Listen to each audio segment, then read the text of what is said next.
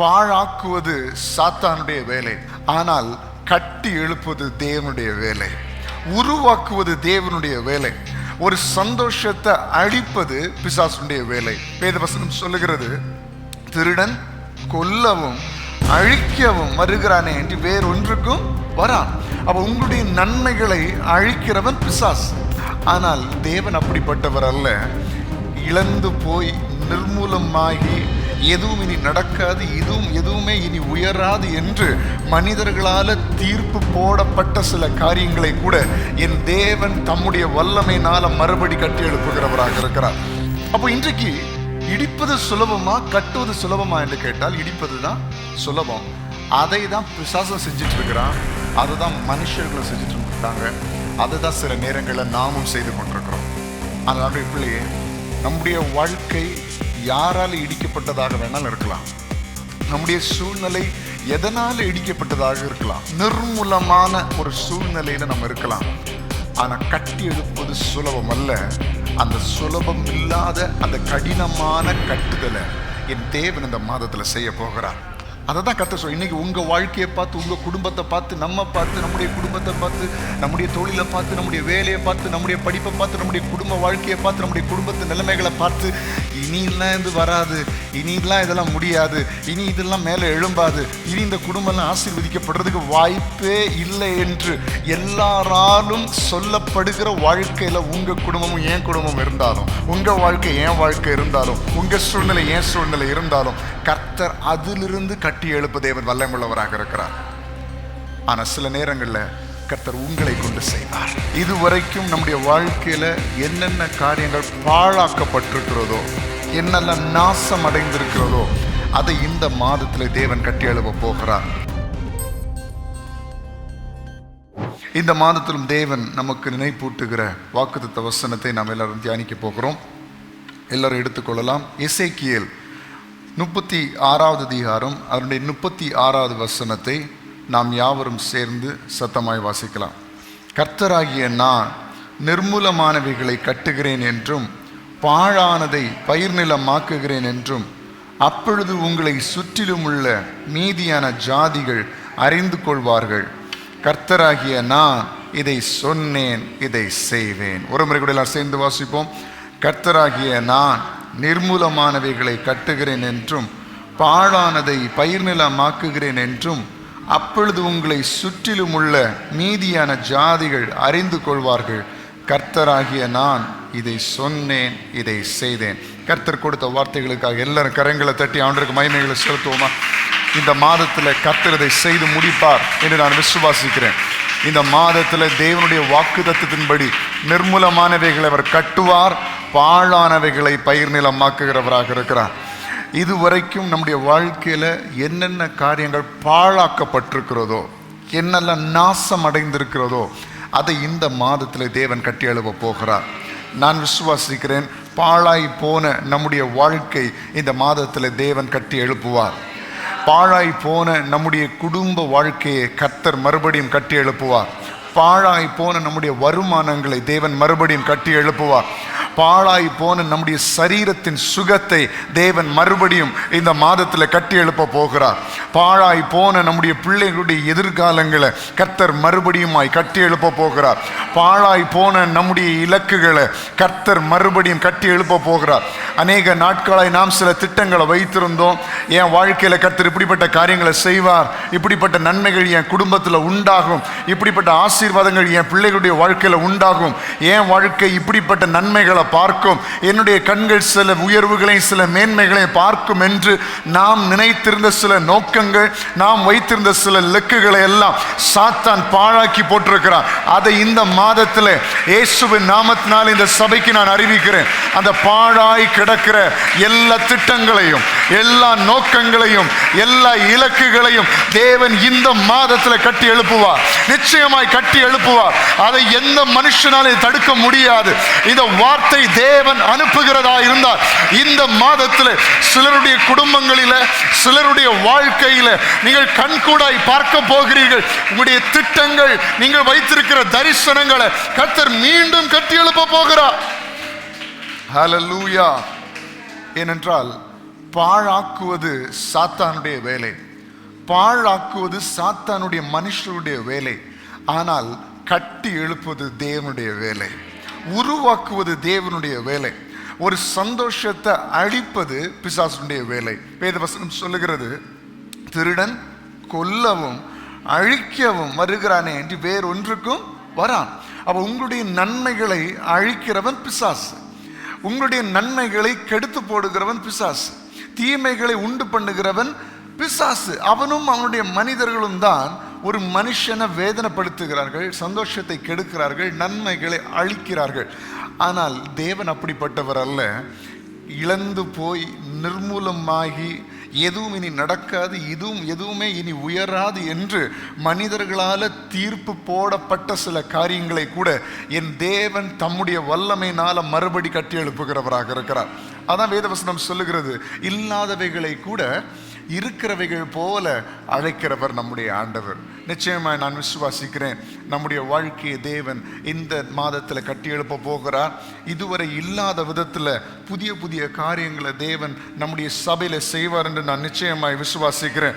இதுவரை எதெல்லாம் நிர்மூலம் ஆயிடுச்சே, எல்லாம் போயிடுச்சே என்று நம்ம எதெல்லாம் நினைச்சோமோ அது எல்லாம் நிர்மூலம் ஆகல. அது கர்த்தருடைய நேரத்திற்காக காத்திருக்கிறது. அந்த நேரம் வரும்போது கர்த்தர் மறுபடியும் கட்டி எழுப்புவார். மறுபடியும் நம்முடைய வாழ்க்கை கட்டி எழுப்பப்படும், மறுபடியும் நம்முடைய குடும்பம் கட்டி எழுப்பப்படும், மறுபடியும் நம்முடைய ஜீவிதம் கட்டி எழுப்பப்படும், பிள்ளைகளுடைய வாழ்க்கை கட்டி எழுப்பப்படும், பிள்ளைகளுடைய படிப்பு கட்டி எழுப்பப்படும், பிள்ளைகளுடைய வருமானங்கள் கட்டி எழுப்பப்படும். நாம நினைத்திருந்ததுக்கு மேலாக தேவன் நம்முடைய வாழ்க்கையில் செய்கிறவராக இருக்கிறார். ஹல்லேலூயா. நிர்மூலமானவைகளை தேவன் கட்டுகிறார். அப்படி என்றால் இடிக்கப்பட்டவைகள், இடிக்கப்பட்டவைகள். நீங்களே யோசித்து பாருங்க, ஒரு கட்டிடத்தை இடிப்பது சுலபமா, அதை கட்டி எழுப்புவது சுலபமா? கட்டி எழுப்புவது தான் சுலபம். நம்ம தேசத்தில், நம்முடைய நாடுகளில் இப்போ ஃபேமஸான கட்டிடம் என்னதுன்னா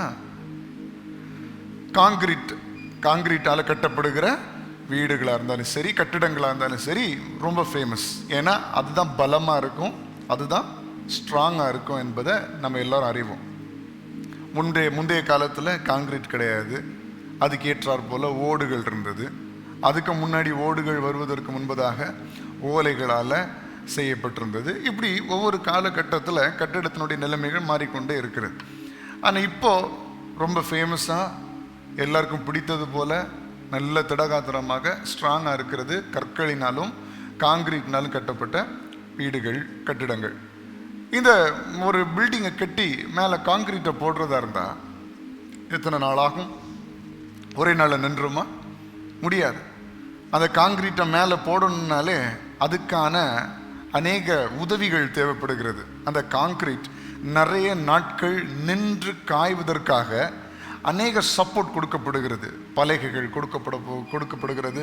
அந்த பலகைகளை தாங்குவதற்கு கம்புகள், பெரிய பெரிய தடிகள் எல்லாம் வைக்கப்பட்டு அந்த கட்டிடம் முழுவதுமாக அந்த உதவி செய்கிற அநேக பொருட்களால் நிரப்பப்பட்டு அதுக்கு மேலே காங்கிரீட் வைக்கப்பட்டு அநேக நாட்கள் அது காத்திருந்து அது நன்றாக காய்ந்த பிறகு அதுக்கு மேலே தண்ணீர் ஊற்றி அதெல்லாம் கரெக்டாக செட் ஆகி வந்த பிறகு தான் அந்த சப்போர்ட்டெல்லாம் என்ன செய்வாங்க, எடுப்பாங்க. ஆனால் நான் கேட்குறேன், இவ்வளோ நாள் கஷ்டப்பட்டு கட்டியிருக்கிறோம் இல்லையா, அதை இடிக்கிறதுக்கு எவ்வளோ நாள் வேணும்? இத்தனை நாள் இருந்தால் தான் ஒரு கட்டிடத்தை கட்ட முடிகிறது. அந்த காங்கிரீட் அப்போ தான் நிற்குது. இல்லை 2-3 நாளில் அந்த பலகையில் எடுத்துட்டீங்கன்னா அந்த காங்கிரீட் அப்படியே கீழே விழுகிறதுக்கு கூட வாய்ப்பு இருக்கிறது. அப்போ இவ்வளோ நாள் கஷ்டப்பட்டு இவ்வளோ நாள் காத்திருந்து அதை நம்ம நிற்க வச்சு அதுக்கு தேவையான காரியங்கள் எல்லாம் செய்து அநேக நாட்கள் கழித்து அந்த பலகைகள் அதனுடைய சப்போர்ட்ஸ் எல்லாம் எடுக்கும்போது தான் அந்த கட்டிடம் நிலையாய் நிற்கிறது. இத்தனை மாதங்கள் எடுத்ததே, இத்தனை நாட்கள் எடுத்ததே, இத்தனை வேலைக்காரர்கள் இருந்தார்களே. ஆனால் கேட்கிறேன், அதை இடிப்பதற்கு எத்தனை நாட்கள் வேண்டும்? ஒரே நாள் போதும். அப்போ இன்றைக்கு இடிப்பது சுலபமா, கட்டுவது சுலபமா என்று கேட்டால் இடிப்பது தான் சுலபம். அதை தான் பிசாசும் செஞ்சிட்டு இருக்கிறான், அதை தான் மனுஷர்களும் செஞ்சிட்டு இருந்திருக்காங்க, அதை தான் சில நேரங்களில் நாமும் செய்து கொண்டிருக்கிறோம். ஆனால் நம்முடைய பிள்ளையே, நம்முடைய வாழ்க்கை யாரால் இடிக்கப்பட்டதாக வேணாலும் இருக்கலாம், நம்முடைய சூழ்நிலை எதனால் இடிக்கப்பட்டதாக இருக்கலாம், நிர்மூலமான ஒரு சூழ்நிலையில் நம்ம இருக்கலாம். ஆனால் கட்டி எழுப்புவது சுலபம் அல்ல. அந்த சுலபம் இல்லாத அந்த கடினமான கட்டுதலை என் தேவன் இந்த மாதத்தில் செய்ய போகிறார். ஐயோ இடிஞ்சு போயிடுச்சே என் வாழ்க்கை, ஐயோ இடிஞ்சு போயிடுச்சே என் குடும்பம், இடிஞ்சு போயிடுச்சே என் வருமானம், உடஞ்சு போயிடுச்சு என் படிப்பு, நிர்மூலமாயிடுச்சு என் வேலை, பாழாய் போனதே என் தொழில், என்னுடைய எதெல்லாம் நான் நம்பியிருந்தனோ அதெல்லாம் பாழாய் போய் விட்டதே என்று சொல்லி கேள்வியோடு இந்த காலை வேளை இந்த வசனத்தை நீங்கள் கேட்டுக்கொண்டிருப்பீர்கள் என்றால் கர்த்தர் உங்களை பார்த்து சொல்லுகிறார், அது இடிந்தது உண்மை என்றால் அதை கட்டி எழுப்புவதற்கு நான் போதுமானவராக இருக்கிறேன். கர்த்தர் சொல்லுகிறார் நிச்சயமாக. அதுதான் இந்த வசனத்தில் நாம் பார்க்கிறோம். அவர் நிர்மூலமானவைகளை கட்டுகிறார். புதிதாய் கட்டுகிறது கூட கொஞ்சம் சுலபம், ஆனா நிர்மூலமானதை கட்டி எழுப்பது கொஞ்சம் கடினம். ஏற்கனவே நிர்மூலமாயிருக்கிறது, ஏற்கனவே உடைக்கப்பட்டிருக்கிறது, ஏற்கனவே அது இடிக்கப்பட்டு உடைந்து கிடக்கிறது, அதை நான் கட்ட வல்லமுள்ளவராக இருக்கிறேன். ஹல்லேலூயா. புதிதாய் கட்டுவது கூட கொஞ்சம் சுலபம்தான், ஆனால் ஏற்கனவே கட்டப்பட்டு நன்றாக இருந்து இடிக்கப்பட்ட ஒரு வாழ்க்கையை மறுபடியும் கட்டி எழுப்புவது சுலபம். இனியெல்லாம் என்னால் முடியாதுங்க, இனியெல்லாம் இந்த குடும்பத்தை கட்டி எழுப்ப முடியாது, இனியெல்லாம் இந்த வேலையை கட்டி எழுப்ப முடியாது, இனியெல்லாம் இந்த பிஸ்னஸை கட்டி எழுப்ப முடியாது, அதெல்லாம் உடஞ்சி போச்சு, அவ்வளோதான், முடிஞ்சு போச்சு, இனி அப்படியே ஓட்டிட வேண்டியதான், அப்படியே முடிச்சிட வேண்டியதான். இல்லை இல்லை, கர்த்தர் நிர்மூலமானவைகளை கட்டுகிறதுல தான் அவர் ஸ்பெஷலிஸ்ட், அவர் அதில் சிறந்தவர். நீங்க முடியாதுன்னு நினைக்கிற காரியத்தில் மறுபடி துவங்க வைக்கிறவர் என் தேவன் மாத்திரமே. பாழானதை பயிர் நிலமாக்குகிற தேவன். இந்த நிலத்தினால நீ பிரயோஜனம் இல்லை, இந்த வீட்டினால நீ பிரயோஜனம் இல்லை, இந்த குடும்பத்தினால நீ பிரயோஜனம், இதுதான் பாழானது, இனி இதுல ஒன்றும் பண்ண முடியாது, இனி இந்த பொருளை வச்சு எதுவும் செய்ய முடியாது. சில நல்ல பொருட்கள் அநேக வருடங்கள் ஆகிவிட்டது என்று சொன்னால் அது பாழாய் போய்விடும். பாழாய் போனதுனால இட்ஸ் ரூயின்டு, அதாவது அது நாசம் ஆயிடுச்சு, அதனால இனி ஒண்ணுமே செய்ய முடியாது, இனி இதை வச்சு வேஸ்ட்டு. சில மோட்டார் சைக்கிள், சில கார்கள் எல்லாம் ரிப்பேர் ஷாப்பில், ஒர்க் ஷாப்பில் கொண்டு விடும்போது சொல்லுவாங்க, இனி இதை வச்சு பிரயோஜனம் இல்லை, இந்த பைக்கை வச்சு பிரயோஜனம் இல்லை, இந்த மோட்டார் சைக்கிள் வச்சு பிரயோஜனம் இல்லை, இந்த காரை வச்சு பிரயோஜனம் இல்லை, இது பாழாயிடுச்சு, இதோட இன்ஜின்லாம் பாழாயிடுச்சு.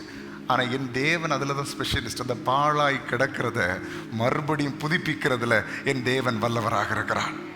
அதை தான் கர்த்தர் சொல்ல. இன்னைக்கு உங்கள் வாழ்க்கையை பார்த்து, உங்கள் குடும்பத்தை பார்த்து, நம்ம பார்த்து, நம்முடைய குடும்பத்தை பார்த்து, நம்முடைய தொழிலை பார்த்து, நம்முடைய வேலையை பார்த்து, நம்முடைய படிப்பை பார்த்து, நம்முடைய குடும்ப வாழ்க்கையை பார்த்து, நம்முடைய குடும்பத்து நிலைமைகளை பார்த்து, இனிலாம் இது வராது, இனிலாம் இதெல்லாம் முடியாது, இனி இதெல்லாம் மேலே எழும்பாது, இனி இந்த குடும்பம்லாம் ஆசீர்வதிக்கப்படுறதுக்கு வாய்ப்பே இல்லை என்று எல்லாராலும் சொல்லப்படுகிற வாழ்க்கையில் உங்கள் குடும்பமும் என் குடும்பம் இருந்தாலும், உங்கள் வாழ்க்கை என் வாழ்க்கை இருந்தாலும், உங்கள் சூழ்நிலை என் சூழ்நிலை இருந்தாலும், கர்த்தர் அதிலிருந்து கட்டி எழுப்ப தேவன் வல்லமுள்ளவராக இருக்கிறார்.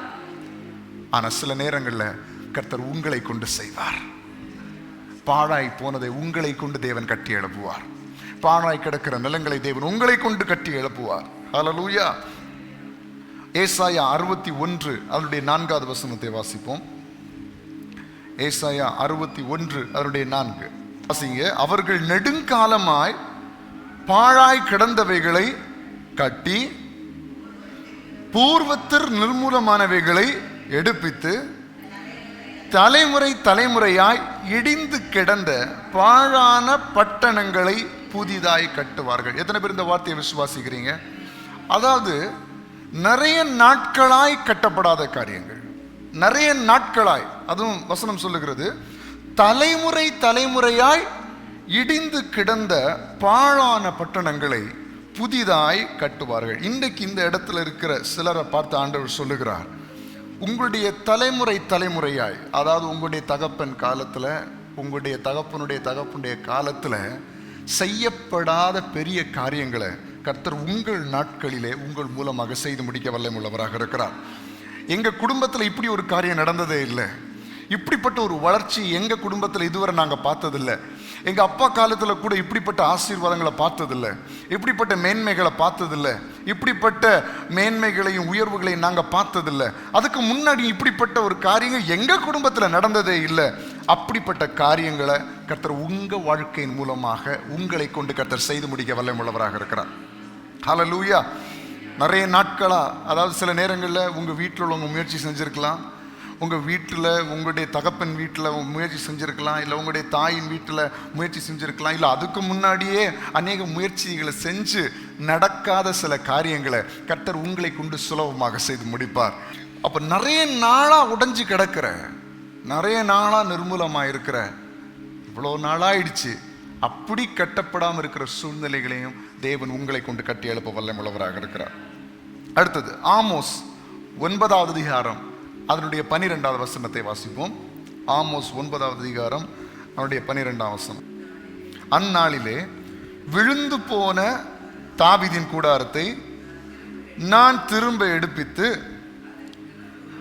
அதன் திறப்புகளை அடைத்து அதில் பழுதாய் போனதை சீர்படுத்தி பூர்வ நாட்களில் இருந்தது போல அதை ஸ்தாபிப்பேன் என்று இதை செய்கிற கர்த்தர் சொல்லுகிறார். அன்றைய பிள்ளையே, நம்முடைய வாழ்க்கை கட்டி எழுப்பப்பட போகிறது யாரால் என்று சொன்னால் தேவனால் கட்டி எழுப்பப்பட போகிறது. மனுஷன் இந்த வார்த்தையை சொன்ன நம்ம சந்தேகிக்கலாம், எப்படி இது நடக்கும்? ஆனால் தேவன் சொல்லுகிறார், நான் இதை செய்ய போகிறேன், நான் இதை செய்ய போகிறேன். சில நேரங்களில் அநேகருடைய சூழ்நிலை எப்படி இருக்குன்னா, முன்னாடி நான் நல்லா இருந்தேன், முன்னாடி நான் இப்படி இல்லை, முன்னாடி நான் இந்த அளவுக்கு கஷ்டப்படலை, முன்னாடி ஒரு காலத்தில் நான் தேவனுக்காக எழும்பி பிரகாசித்தேன், முன்னாடி ஒரு காலத்தில் செழிப்பா இருந்தேன், முன்னாடி ஒரு காலத்தில் ஆசீர்வாதமா இருந்தேன். ஆனா அந்த நாட்கள் விழுந்து போயிற்று, அந்த நாட்கள் நிர்மூலமாயிற்று. அதான் இந்த வசனம் சொல்லுகிறது, அந்நாளிலே விழுந்து போன தாவீதின் கூடாரத்தை நான் திரும்ப எடுப்பது. அப்படின்னா ஒரு நாள் கூடாரம் நன்றாக இருந்தது, ஒரு நாள் அலங்கம் நன்றாக இருந்தது, ஒரு நாள் என்னுடைய வீடு ஆசீர்வாதமாக இருந்தது. ஆனா ஒரு நாள் அது விழுந்து போயிற்று. அப்படி விழுந்து போன சில காரியங்களை தேவன் மறுபடியும் எடுத்து கட்டி எழுப்ப போகிறார். இதை மனுஷன் சொல்லவில்லை, இதை செய்கிற கர்த்தர் சொல்லுகிறார். அவருடைய பிள்ளை, இந்த ஜூலை மாதத்தில் நீங்கள் விசுவாசியுங்கள், ஆண்டவர் சில மேன்மையான காரியங்களை செய்ய போகிறார். அதில் ஒன்று, ஏற்கனவே நன்றாக இருந்து மறுபடி நம்ம தாழ்ந்து வந்திருக்கலாம், ஏற்கனவே ஆசீர்வாதமாக இருந்து நம்ம தாழ்ந்து வந்திருக்கலாம். அந்த நாட்களை தேவன் மறுபடியும் புதுப்பிக்க போகிறார். அதை மறுபடி கர்த்தர் புதுப்பித்து இழந்த ஸ்தானத்தை, இழந்த மேன்மைகளை, இழந்த உயர்வுகளை, இழந்த ஆசீர்வாதங்களை, இழந்த ஆரோக்கியத்தை, இழந்த சுகத்தை தேவன் மறுபடியும் தர வல்லமுள்ளவராக இருக்கிறார். எத்தனை பேர் இந்த காலை வேளையில் விசுவாசிக்கிறீங்க? ஒருவேளை நீங்க சொல்லலாம், ஒரு சில நாட்களுக்கு முன்னாடி, அநேக வருடங்களுக்கு முன்னாடி நல்ல ஆரோக்கியமா இருந்தேன், இதை விட கஷ்டப்படும் போதெல்லாம் நான் நல்ல ஆரோக்கியமா இருந்தேன், நல்ல சந்தோஷமா இருந்தேன், எல்லாம் இருந்துச்சு. ஆனா இப்ப அந்த ஆரோக்கியம் இல்லை, இப்ப அந்த சுகம் இல்லை, இப்ப அந்த பலன் இல்லை, இப்ப அந்த ஆசீர்வாதம் இல்லை, இப்ப அந்த மேன்மைகள் இல்லை என்ற நிலைமையில் இருக்கலாம். ஆண்டவர் சொல்லுகிறார், அந்த நாட்களில் விழுந்து போன தாவீதின் கூடாரத்தை நான் மறுபடியும் புதுப்பிக்க போகிறேன். இதை மனுஷன் சொல்லவில்லை, இதை செய்கிற கர்த்தர் சொல்லுகிறார். ஹல்லேலூயா. அதே ஆமோஸ் 9ஆம் அதிகாரம் 14ஆம் வசனத்தில் பாருங்க. இந்த வசனத்தில் பார்த்தோம், இதை தேவனே செய்கிறார். 9ஆம் அதிகாரம் 14ஆம் வசனம் சொல்லுகிறது, என் ஜனமாகிய இஸ்ரவேலின் சிறையிருப்பை திருப்புவேன், அவர்கள் பாழான நகரங்களை கட்டி அவைகளில் குடியிருந்து திராட்சை தோட்டங்களை நாட்டி அவர்களுடைய பழரசத்தை குடித்து தோட்டங்களை உண்டாக்கி அவைகளின் கனியை புசிப்பார்கள். எல்லாரும் கரங்களை தட்டி ஆண்டவருக்கு மகிமைகளை செலுத்துவோமா? பாழாய் போன நிலங்கள் எல்லாவற்றையும் தேவன் தோட்டங்களாய் உங்களை கொண்டு மாற்றப் போகிறார். ஹல்லேலூயா. பாழாய் கிடக்கிற நிலங்கள், பாழாய் யாருக்கும் பிரயோஜனமாய் இல்லாமல் இருக்கிற நிலங்களை தேவன் தோட்டங்களாய் நம்மை கொண்டு மாற்றப் போகிறார். ஆண்டவர் என்ன சொல்லுகிறார்? அவர்கள் பாழான் நகரங்களை கட்டி. அவர்கள் தான் யாரு? தேவனுடைய பிள்ளைகள். இதுக்கு முந்தின வசனத்தில் பார்த்தோம், இதை சொல்லுகிற கர்த்தர் செய்வார். இந்த வார்த்தைகளை சொல்லுகிற கர்த்தர் செய்வார். யாரை கொண்டு செய்வார்? நம்மை கொண்டு செய்வார். ஆண்டவர் என்ன கொண்டா? என்ன கொண்டு தான். என் குடும்பத்தை கொண்டா? உன் குடும்பத்தை கொண்டு தான். எனக்கு தான் ஆண்டவர் அந்த அளவுக்கு அறிவு இல்லையே, எனக்கு தான் அந்த அளவுக்கு படிப்பு இல்லையே, எனக்கு தான் அந்த அளவுக்கு அந்தஸ்து இல்லையே, எனக்கு தான் அந்த அளவுக்கு ஃபேமிலி பேக்ரவுண்ட் இல்லையே, நான் எப்படி? இல்லை, நம்மை கொண்டு தான் கர்த்தர் பாழான நிலங்களை, நிர்மூலமான நிலங்களை கர்த்தர் தோட்டங்களாய் மாற்ற போகிறார். ஹல்லேலூயா. யாருக்கும் பிரயோஜனம் இல்லாம ஒரு இடம் இருக்கிறதுக்கும் அது ஃபுல்லா பழத்தோட்டமா இருக்கிறதுக்கும் வித்தியாசம் இருக்கா? இதை தான் தேவன் நம்முடைய வாழ்க்கையில செய்வார். விசேஷமா இந்த மாதத்துல கர்த்தர் அதை நிச்சயம் செய்து முடிப்பார். நான் விசுவாசிக்கிறேன். பாழாய் கிடக்கிற நிலங்கள் எல்லாம் கட்டப்படும், பாழாய் கிடக்கிற வீடுகள் கட்டப்படும், பாழாய் கிடக்கிற வேலைகள் கட்டப்படும், பாழாய் கிடக்கிற தொழில்கள் கட்டப்படும், பாழாய் கிடக்கிற படிப்பு கட்டப்படும், பாழாய் கிடக்கிற நிலங்கள் எல்லாம் தேவன் இந்த மாசத்துல மாற்றுவார். ஏனென்றால் கர்த்தர் இதை செய்வார், அது நம்மை கொண்டு செய்வார். அதில் எந்தவித மாற்று கருத்தும் இல்லை. அப்படியே ஏசாயா 58 அதிகாரம் 12 வசனம், எல்லாரும் சேர்ந்து இந்த வசனத்தை வாசிப்போம். ஏசாயா 58 அதிகாரம் அதனுடைய 12 வசனம்.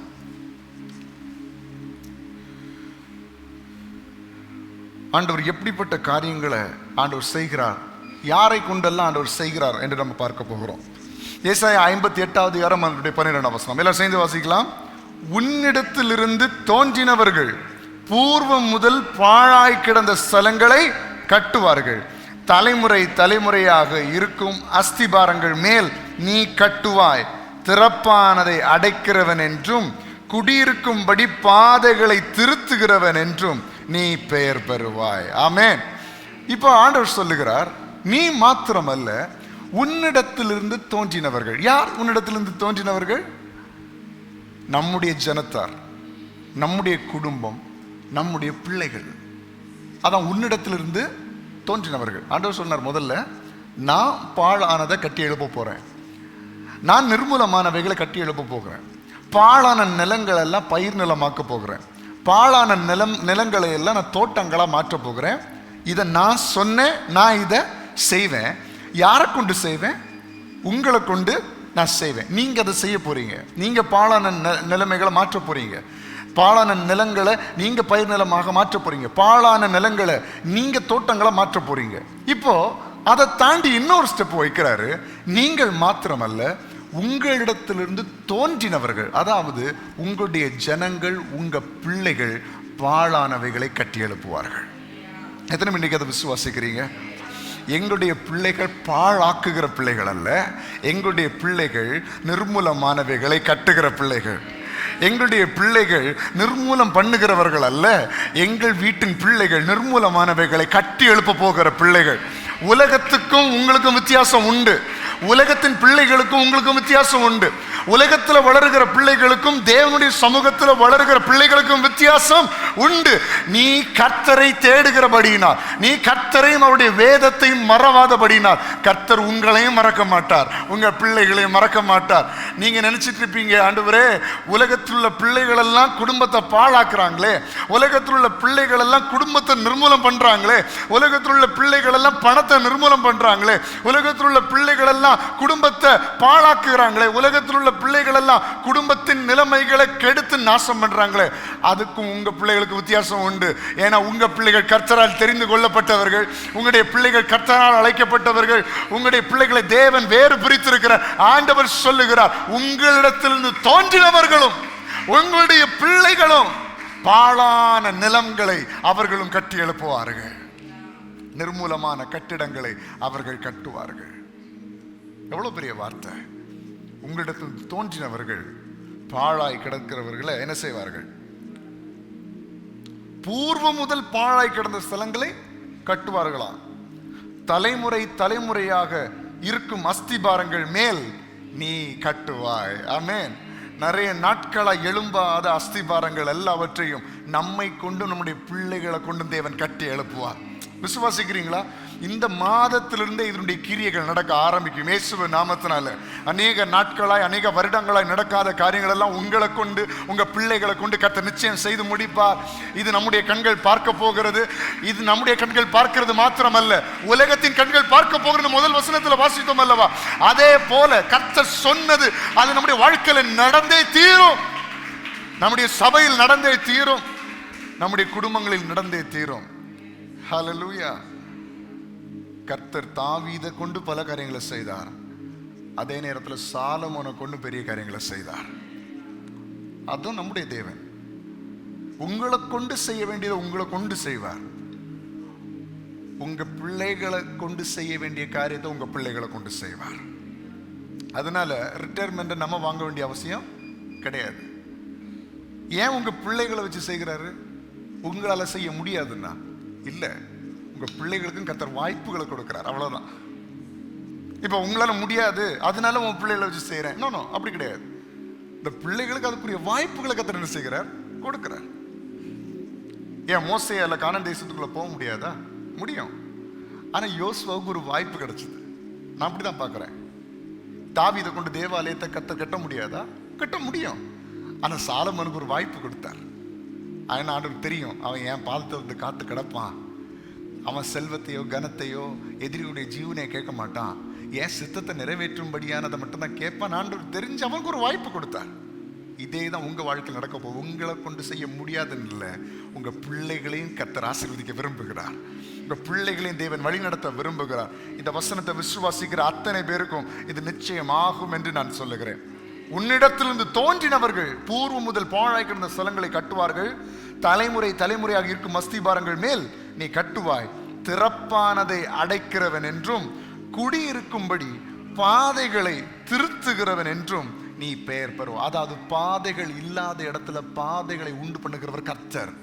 அந்த வேலையை நான் உன்னை கொண்டு செய்வேன் ஆண்டவர் சொல்லுகிறார். புதிதாய் பாதைகளை உருவாக்கி, ஒரு பாதை ஒரு நிலத்துக்கு இல்லைன்னா அந்த நிலத்துக்கு வேல்யூ கிடையாது, மதிப்பு கிடையாது. எவ்வளோ பெரிய இடமா இருந்தாலும் சரி, அந்த இடத்துக்கு போறதுக்கு ஒரு பாதை இல்லைன்னா அந்த இடத்துக்கு மதிப்பே இல்லை. ஆனா அந்த இடத்துக்கு போறதுக்கு ஒரு நல்ல பாதை இருந்துன்னு சொன்னா அதனுடைய மதிப்பே வேற லெவல்ல ஆயிடும், வேற லெவல்ல ஆயிடும். யோசிச்சு பாருங்க, ரோடே இல்லாத ஒரு நிலத்தினுடைய மதிப்பும் பெரிய ரோடு இருக்கிற நிலத்தினுடைய மதிப்பும் எப்படி இருக்குது? அந்த பாதைகளை உண்டு பண்ணுகிறவர், அதாவது மதிப்பில்லாத இடங்களுக்கு மதிப்புகளை கொடுக்கிறவர்களாய் கர்த்தர் உங்களையும் உங்களுடைய குடும்பத்தையும் கர்த்தர் வேறு பிரித்து இருக்கிறார். நம்ம மறக்கக்கூடாது, சில காரியங்கள் நம்ம மறக்கக்கூடாது. மதிப்பே இல்லாத சில காரியங்கள் உங்கள் மூலமாக மதிப்பாக மாறும், உங்கள் மூலமாக அது மதிப்பாக மாறும். இது கர்த்தரால தான் நடக்கும், இது மனுஷனால நடக்காது. நான் சொல்றேனே, ஒரு பெண் நம்முடைய கையில் இருந்து இந்த பெண் ஒருத்தங்க இடத்துல போறதுக்கும் உலகத்திலே பிரபலமான ஒரு ஃபுட்பால் வீரர் ஒரு பெண்ணை கொடுக்கறதுக்கும் வித்தியாசம் இருக்கா இல்லையா? சொல்லட்டுமா? 10 ரூபா பெண்ணா இருக்கட்டுமே, நீங்களோ நானோ அதை கொடுத்தா அதனுடைய மதிப்பு எவ்வளோ? 10 ரூபாய். ஆனா அதே பெண்ணு உலகத்திலே மிகவும் பிரபலமான ஒரு கிரிக்கெட் வீரர், இல்ல உலகத்திலே பிரபலமான ஒரு ஃபுட்பால் வீரர், அவர் பயன்படுத்தின 10 ரூபாய் பெண் என்று சொல்லி அவர்கள் கொடுத்தால் அது லட்சம் ரூபாய்க்கு ஏலம் போகும். எவ்வளவு போகும் சொல்லுங்க? லட்சம் ரூபாய்க்கு மேல அது வேலம் போகும். 10 ரூபாய் பெண்ணு தாங்க, ஆனா அவர் பயன்படுத்தினது, அதனால அதுக்கு மதிப்பு ஜாஸ்தி. இன்னைக்கு நம்மளும் அப்படிதான் இருந்தோம். எப்படி இருந்தோம்? மதிப்பு இல்லாதவர்களாக, ஒன்றுக்கும் உதவாதவர்களாக. இன்னைக்கு எப்படி இந்த மதிப்பு? கர்த்தர் பயன்படுத்துகிற பெண்ணா, கர்த்தர் பயன்படுத்துகிற பேனா, கர்த்தர் பயன்படுத்துகிற பாத்திரம். இந்த பாத்திரம் ஒரு நாள் தெருவில் தான் இருந்துச்சு, இந்த பாத்திரம் ஒரு நாள் யாரும் தொட முடியாத மாதிரி தான் இருந்துச்சு. ஆனா இன்னைக்கு கனப்படுத்தப்பட்டதுக்கு காரணம் என்ன தெரியுமா? இது தேவன் பயன்படுத்துகிற பாத்திரம். இதே போல இந்த உலகத்தில் இருக்கிற சில காரியங்கள் மதிப்பில்லாம பலன் இல்லாம இருக்கலாம். ஆனா கர்த்தர் உங்களை அதிகாரப்படுத்துகிறது நிமித்தம், உங்கள் கையில் சில நன்மைகள் வருகிறது நிமித்தம் மதிப்பில்லாத சில காரியங்கள் மதிப்பாக மாறும். இதுதான் கர்த்தர் சொல்லுகிறார், இதுதான் இந்த வசனம் சொல்லுகிறது. பாதைகளை திருத்துகிறவன் என்றும் நீ பெயர் பெறுவாய். மதிப்பில்லாத இடங்களுக்கு மதிப்பை கொடுக்கிறவனாய் நீங்களும் உங்களுடைய குடும்பமும் மாறுவீர்கள். இது இந்த மாதத்திலிருந்து துவங்க போகிறது. வருகிற நாட்களிலே, வருகிற மாதங்களிலே, வருகிற வருடங்களிலே இதனுடைய விளைவை நீங்கள் பார்க்க தான் போகிறீர்கள். கர்த்தர் மேன்மையான காரியங்களை உங்களை கொண்டு, உங்களுடைய பிள்ளைகளை கொண்டு செய்ய போகிறார். ஹல்லேலூயா. நெகேமியா 1ஆம் அதிகாரம் அதனுடைய 3ஆம் வசனத்தில் பார்க்கிறோம். அங்கே ஒரு மதில் சுவர் இடிக்கப்பட்டிருக்கிறது. அந்த மதில் சுவரை தேவன், பாழாய் கிடந்த அந்த ஸ்தலத்தை நெகேமியாவை கொண்டு தேவன் கட்டி எழுப்புகிறார். நெகேமியா 1ஆம் அதிகாரம் 3ஆம் வசனம் சொல்லுகிறது, சிறையிருப்பில் மீந்திருக்கிறவர்கள் அந்த தேசத்திலே மகா தீங்கையும் நிந்தையும் அனுபவிக்கிறார்கள். எருசலேமின் அலங்கம் இடிப்பட்டதும் அதன் வாசல்கள் அக்கினியால் சுட்டரிக்கப்பட்டதுமாய் கிடக்கிறது என்றார்கள். அலங்கம் இடிக்கப்பட்டிருக்கிறது, நாசமாய் போய்விட்டது. ஆனால் அப்படிப்பட்ட இடத்தை தேவன் நெகேமியாவை கொண்டு கட்டி எழுப்புகிறார். 2ஆம் அதிகாரம் 2ஆம் வசனத்துல பாருங்க. அப்பொழுது ராஜா என்னை பார்த்து, நீ துக்கமுகமா இருக்கிறது என்ன? உனக்கு வியாதி இல்லையே, இது மனதின் துக்கமே ஒழிய வேறு ஒன்றும் அல்ல என்றான். எருசலேமின் அலங்கம் இடிக்கப்பட்டது. நெகேமியாவுக்கு எப்படி இருக்கிறது? வேதனையா இருக்கிறது. அந்த வேதனை முகத்துல தெரிகிறது, துக்க முகமா இருக்கிறது. துக்கமுகமா இருந்தா ராஜா கேட்கிறாரு, உனக்கு வியாதி ஒன்றும் இல்லையே, உனக்கு சரீரத்துல கஷ்டம் ஒன்றும் இல்லையே, நீ எதுக்கு துக்கமுகமா இருக்கிற? அதுக்கு நெகேமியா சொல்லுகிறார் 3ஆம் வசனத்துல ராஜாவை நோக்கி, ராஜா என்றென்றைக்கும் வாழ்க, என் பிதாக்களின் கல்லறைகள் இருக்கும் ஸ்தலமாகிய நகரம் பாழானதும் அதன் வாசல்கள் அக்கினியால் சுட்டரிக்கப்பட்டதுமாய் கிடக்கும் போது நான் துக்க முகத்தோடு இராதிருப்பது எப்படி என்றேன். ஆண்டு பிள்ளையே, ஒரு இடம் பாழா கிடக்குதுன்னா நமக்கு துக்க முகம் வரணும். எதுக்குன்னா அதை மறுபடியும் கட்டி எழுப்பும்படியாக. உங்களுடைய தாகத்தை தான் தேவன் அங்கீகரிக்கிறார். தாகத்தை தான் நிச்சயமா நீங்க விசுவாசிங்க. இந்த மாசத்துல இருந்தே சில காரியங்களை கர்த்தர் கட்ட வைப்பார். சில உயர்வுகளை தேவன் தருவார். நீங்க வாஞ்சிக்கணும், நீங்க வாஞ்சிக்கணும், நீங்க விரும்பணும். ஆண்டவரே, இதை கட்டி எழுப்பணும்னு நான் விரும்புகிறேன், எனக்கு கட்டும்படி கிருபை செய்யுங்க. பாழாய் கிடக்கிற வீடை நீங்க தான் கட்டி எழுப்பணும். நீங்க தான் கட்டி எழுப்பணும். பாழாய் கிடக்கிற நிலங்களை நீங்க கால் எடுத்து வைங்க, தேவன் வாசல்களை திறப்பார். யோர்தான்ல கால் எடுத்து வச்ச பிறகு தானே வாசல் திறந்துச்சு, ரெண்ட பிளந்துச்சு. நீங்க கால் எடுத்து வச்சு பாருங்க, தேவன் உங்களுடைய தேவைகளை சந்திப்பார். பாழாய் கிடக்கிறவைகளை கட்டி எழுப்புகிறவர் கர்த்தர். அசிங்கமா இருப்பதை, அலங்கோலமா இருப்பதை அழகுபடுத்துகிறவர் கர்த்தர். அந்த கர்த்தரை ஆராதிக்கிற பிள்ளைய உங்க வாழ்க்கை எப்படி பாழாக்கப்பட்டிருந்தாலும் தேவன் மறுபடியும் அதை கட்டி எழுப்ப வல்லமுள்ளவராக இருக்கிறார். அப்போ சொல்லுகிறான், நகரம் எருசலேம் அலங்கெல்லாம் இடிக்கப்பட்டிருக்கு ஆண்டவரே, நான் எப்படி சந்தோஷ முகத்தோடு இருக்கிறதுன்னு ராஜாவை பார்த்து சொல்லுகிறான். சொன்னது மாத்திரமல்ல, ராஜாவிட்ட பெர்மிஷன் வாங்கி போய் எல்லாரும் சேர்ந்து கட்டி எழுப்புறாங்க. அதே 6ஆவது அதிகாரம், 6ஆம் அதிகாரம் 15ஆம் வசனம் சொல்லுகிறது. வாசிங்க பார்க்கலாம். அப்படியே அலங்கமானது 52 நாளைக்குள்ளே கட்டப்பட்டு ஏலுல் மாதம் 25ஆம் தேதியிலே முடிந்தது. இவங்க முயற்சி எடுக்காம இருந்தது நடந்திருக்குமா? விடிஞ்சு கிடக்கிறத பார்த்தாச்சு, மனசு பொறுக்கல்ல, கர்த்தரிடத்துல ஜெபம் பண்ணிட்டு முயற்சி எடுத்தாங்க. 52 நாள்ல இடிந்து போன அலங்கோலமான அசிங்கமாயிருந்த மதிலை அவர்கள் கட்டி எழுப்பினார்கள். இதே தேவன் உங்களோடு இருக்கிறாரா இல்லையா? இவ்வளவு பெரிய மதிலை 52 நாள்ல கட்ட முடியும்னா நம்ம வாழ்க்கையை தேவன் ஒரே நாள்ல கட்ட முடியும். ஒரே நாள்ல தேவன் மாற்றத்தை ஏற்படுத்த முடியும். அதுக்கு தேவை என்ன தெரியுமா? முதல்ல வாஞ்ச, அதுக்கப்புறம் முயற்சி. எல்லாரும் சொல்லுங்க, வாஞ்ச முயற்சி, வாஞ்ச முயற்சி. தேவன் இன்னைக்கு உங்களுக்கு வாக்கு தந்துட்டார். பாழானதை கட்ட போறேன், பாழான நிலங்களை பயிர் நிலமாக்க போகிறேன், பாழான நிலங்களை தோட்டங்களா மாற்ற போகிறேன், நிர்மூலமான கட்டிடங்களை தாவீதின் கூடாரத்தை மறுபடியும் என்ன செய்ய போகிறேன்? கட்டி எழுப்ப போகிறேன். உங்களை கொண்டு, உங்க பிள்ளைகளை கொண்டு நான் இதை செய்ய போறேன். அதுக்கு தேவை வாஞ்ச. ஆண்டவரை கட்டி எழுப்பணுங்கிற வாஞ்ச. 2வது அதுக்கான முயற்சி. இது 2ஐயும் இந்த மாதத்தின் 1ஆம் தேதியில் செய்ய ஆரம்பிங்க. இதை கர்த்தர் நிச்சயம் வாய்க்க பண்ணுவார். ஒரு சில மாதங்களுக்குள்ளாக அநேக சாட்சிகளை கர்த்தர் நம்முடைய சபையில் எழுப்புவார். நிலங்கள் கட்டப்படுவதையும் வீடுகள் கட்டப்படுவதையும், பாழாய் கிடக்கிற வீடுகள் மறுபடி புதுப்பிக்கப்படுகிறதையும், பாழாய் கிடக்கிற குடும்பங்கள் மறுபடியும் கட்டப்படுகிறதையும் நம்ம நிச்சயமா கேட்க போகிறோம். கர்த்தர் பெரிய காரியங்களை செய்வாராக.